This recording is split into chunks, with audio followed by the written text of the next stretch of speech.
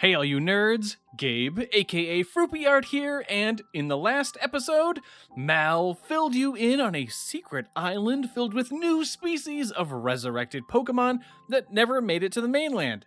You're now making your way to the interior of the island where an abandoned lab awaits for you.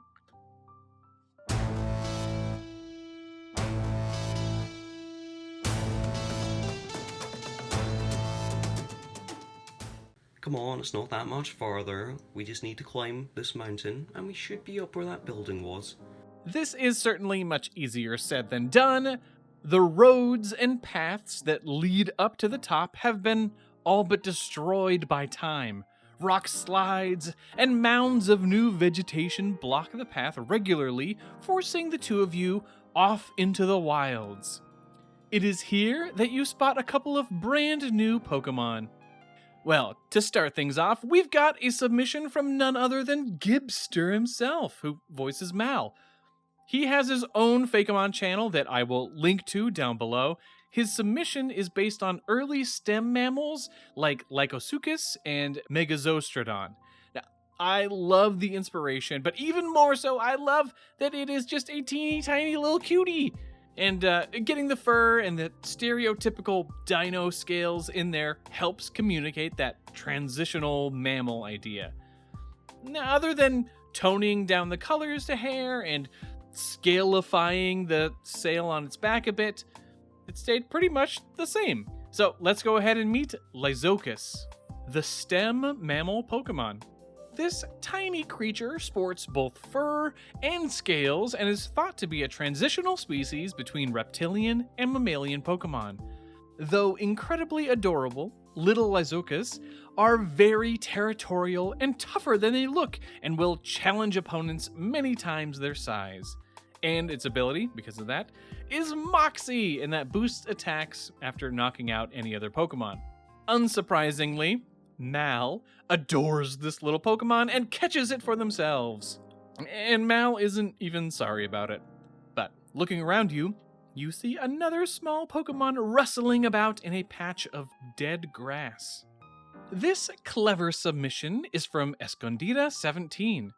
This is the first of a two-stage line that references the massive tree-like fungus that grew on land before trees even existed.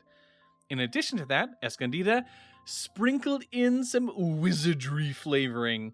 So what we've got is an ancient mushroom that looks like a wee little wizard, like a little hat. It's so cute. Now I did give it some puffs of spores to accentuate the brim of the hat. And though the original submission was a dual poison and dark type, I am simplifying it down. In fact, you may have noticed that we're getting a lot of monotypes on this island. Now, the existing Paleon Dex is pretty overwhelmingly dual types, so I'm trying to remedy that here. Alrighty, let's go ahead and meet Necrotot, the fungus Pokemon. This ancient species of mushroom protects itself with a cloud of spores, which it manipulates as if casting a spell. They prefer to be stationary, but will walk on their long roots if needed. Though poisonous, they love attention from their trainers. And its ability gets to be Effect Spore. I thought that worked for like wizardry spells, and that means contact with them may leave them poisoned or cause them to fall asleep or be paralyzed. It is pretty good. Alright, another two Pokemon added to your dex. And even though they are cute, it has been tough trekking through this island to find them. Mal walks over and produces a couple of potions for your Pokemon. Hey, let me heal up your team again, because I have quite the abundance of healing items. Oh no. I think I may have spoke too soon, because I'm getting really low on supplies already. Just hope we can make it the rest of the way. You continue up the winding trail until you come across a dusty clearing. It appears to be some sort of excavation site, and you see a number of fossils poking out of the ground. A table nearby has spots that are labeled for various species, but no specimens are there. This is where we get to have a little fun and have a kind of little mini game or side quest. You decide to take some time and explore the dig site and begin pulling up wonderfully preserved fossils and placing them on the table. While you are busy collecting, you see a strange Pokemon stumbling about. Alright, time for some more cuteness. This ridiculous little creature was submitted by Salvris and is based on Snouters or rhinogrades. These were small, shrew-like mammals who had super specialized hand-like noses that they could even hop around on. Except, the best thing about rhinogrades is that they never actually existed. They were a wonderfully executed zoological prank that Gerolf Steiner put together in the 60s. Basically, a super detailed scientific document that he used to trick his colleagues, and I think that is hilarious. Anyway, you may be asking, what am I doing putting a fictitious creature in the Paleon Dex? Well, one, again, I think rhinogrades are really funny, and two, something strange like this fits in with the lab's lore. So let's check out the Dex. Here is Snewter, the hand and nose Pokemon. This extremely strange creature was found around the lab on Site B. There are no examples of Snewter in the fossil record, and it seems to have been an early attempt at the revival process, a hybrid or a combination of the two. Its dexterous nose appears to be its main way of sensing the world around it, and its ability is Frisk, and that lets it see what item the opponent has. Yep, this thing is definitely pretty odd. You're certainly curious about the lab that's farther up the mountain, but you've already started something, and you quickly gather up the remaining fossils and display them on the table. It is only then that an exceedingly rare Pokemon digs itself up out of the ground and runs over to the table excitedly. Alright, this well thought out design is by Cherrios. Based on the Epicyon Haydeni, an incomplete fossil that was first theorized to have a more feline head, but then it was discovered it had a more like dog-like head. So Cherrios took that swapped heads idea and turned it into just a genius direction. So we've got a digging Pokemon who finds bones and puts them on its own head, which then grants it stat boosts in battle. And I love that idea and how well thought out it was. So yeah, I had to put this in here. Now, it was originally a dual type with an electric typing, but it didn't feel particularly justified. And we actually will be set with electric types in the DLC, so it will be another trusty monotype. Let's say hello to Expicavate, the bone Pokemon. Early fossils of this Pokemon were often a mystery, as it was found with multiple heads. Now that it has been restored, researchers have observed that it will dig for fossils and wear their skulls and bones as stat-boosting armor. Because of this clever adaptation, it is highly unpredictable in battle. And its ability then is Found Armor. So whenever it uses Dig, it will pop back up, covered in a random piece of armor. Expicavate excitedly admires all of the fossils that you have discovered and actually ends up putting on a bit of a fashion show for you. It's basically strutting its stuff and looking cool as heck with its various fossils that it plops on its head. It's so thankful, in fact, that it is basically begging for you to catch it. Now, with a rare Pokemon at your side, you continue the last nearly vertical stretch to the top of the mountain. Stumbling up over the cliff edge, you and Mao finally pull yourselves up onto a clearing. Now, in addition to the large building that you had spotted from afar, there's also a dilapidated Pokemon Center, which you both sprint to. Luckily, there's still a small amount of power that is trickling through the buildings here, and you're able to heal up your Pokemon. Close call, eh buddy? But how about we finally check out the lab? Mal runs in and you try to keep up. The interior is dark and sections of collapsed roof have let sprawling vegetation in.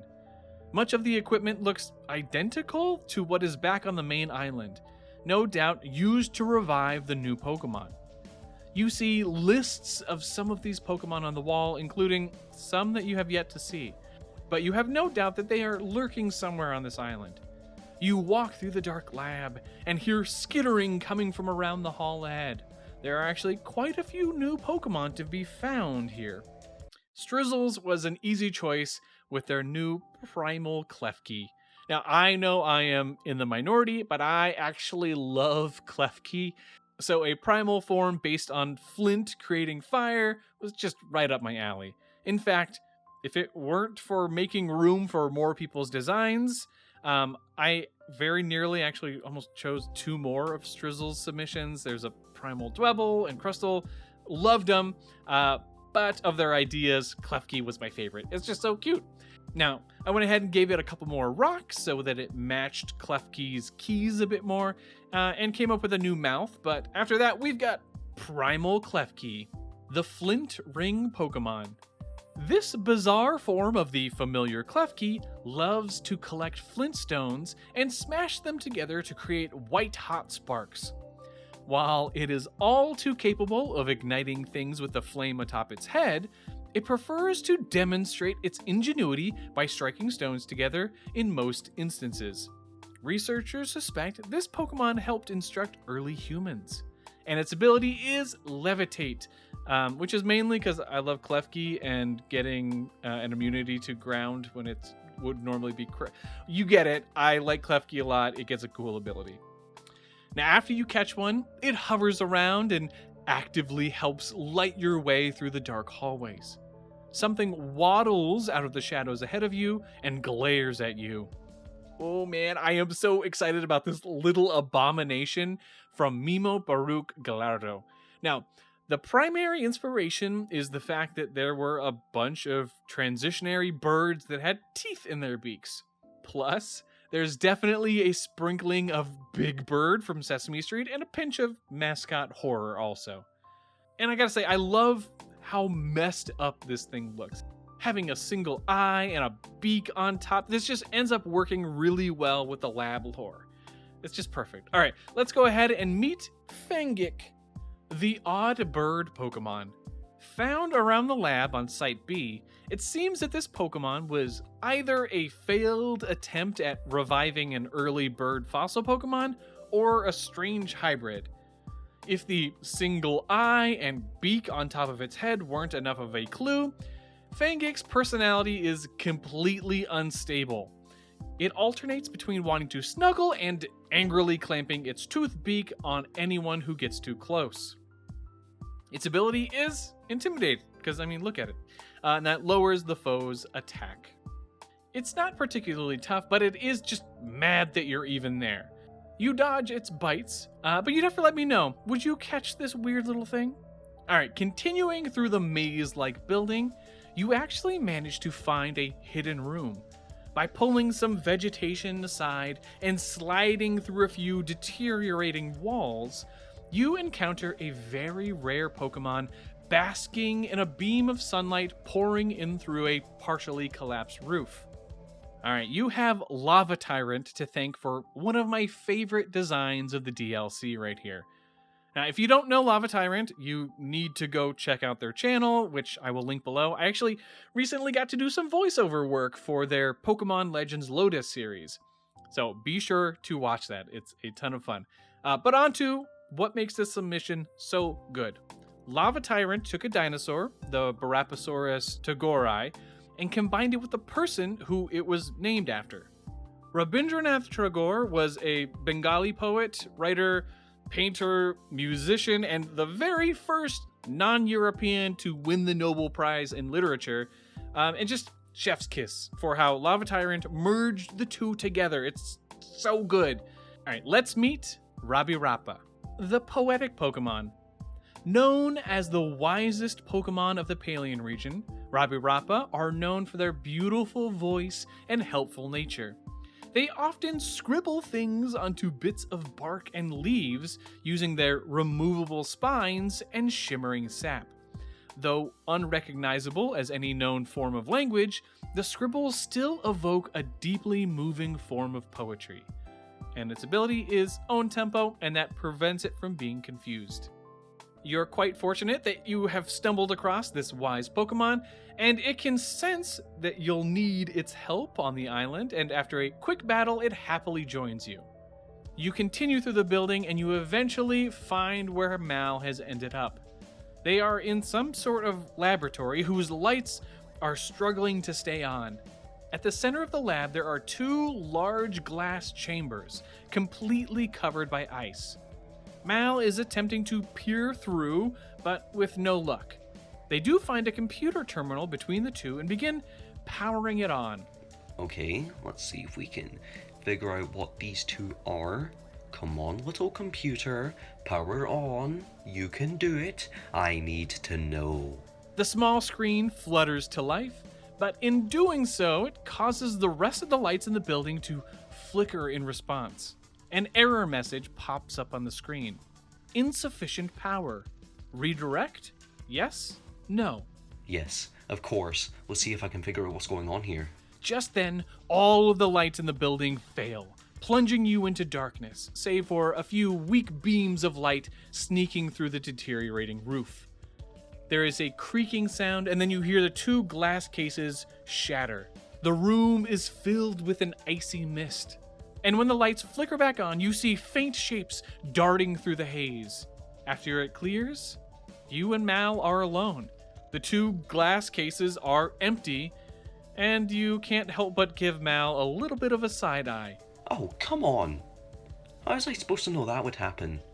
And we'll pick up from there in the next episode. Alright, be sure to leave a like, comment, and subscribe if you haven't already. And a big thank you to Gibster for voicing Mal, and all of the artists who got their submissions in. And with that, I will catch you in the next one. Later, nerds.